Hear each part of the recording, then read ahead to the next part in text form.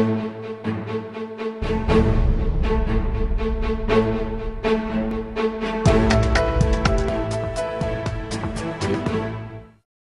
look at a little less gloomy issue. Talking of the Olympics, and I see you're wearing a very bright red T-shirt today, so perhaps you're sharing the euphoria of London hosting the Olympics. So, how do you see us faring at the Olympics till now? We've just got one bronze thanks to Gagan Narang. I'm hoping we'll win a few more, right? And I have a feeling that we will probably win a few more. I think it will take some time before India starts regularly winning, let's say, more than 10 medals at the Games. But I think in many ways, 2008 was a sort of a watershed, right? It was a milestone. And I think something changed. Increasingly, what you see happening is that there are lots of market forces that are beginning to emerge even in the Indian sporting scenario, which is good, right? Commercialization of sport isn't good, but to have people sponsoring teams, to have enough money in the sport, to spend that money on training, I think it's an extremely good thing. And a lot of these are happening because of market intervention, not because of state intervention. The other thing you're seeing increasingly is that a lot of young people, especially young people from weaker economic backgrounds, see sport as a way of getting ahead, which is again brilliant. I think it is really a way of getting ahead, and I think the kind of effort that these people will put in is probably far superior to the kind of effort that lots of other people would put in.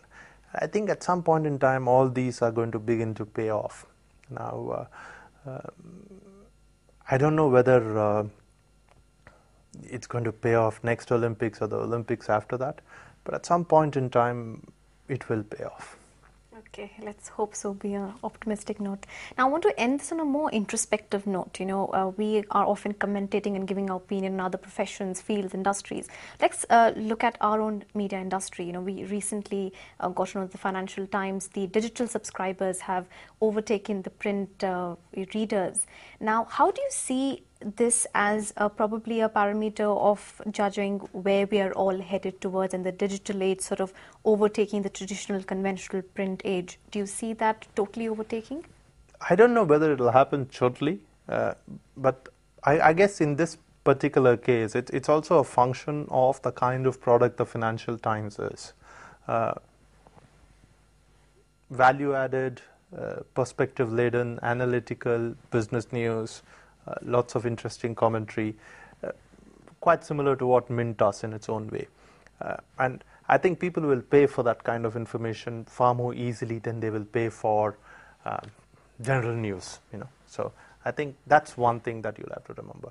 The second thing is all these are delivery mechanisms. Some of these also have an influence on how you do your work and everything else. They change newsroom processes. But at the end of the day, I think the FT puts out compelling content, right? And I think that content has to be at the core of it. If you put out lousy content and you have a great iPad app on which that content is showcased, doesn't mean your digital strategy is in place and you're going to do exceedingly well. You'd probably do pretty badly. So the content part of the business remains the same.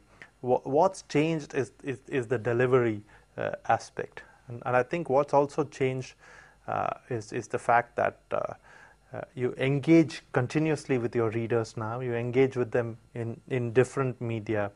And in a very interesting way, what happens online is that sometimes a particular analysis, a particular column, a particular article is actually far more powerful than the entire product, right? Because it goes viral. There's sort of reinforcing loop kind of behavior that happens as far as viewership is concerned. So more people see that column, more people comment on it. It's what's called going viral, right? Doesn't happen all the time, but it happens more often than not. And I think that is something that a lot of newsrooms will have to get used to. But at the end of the day, you will have to focus on compelling content.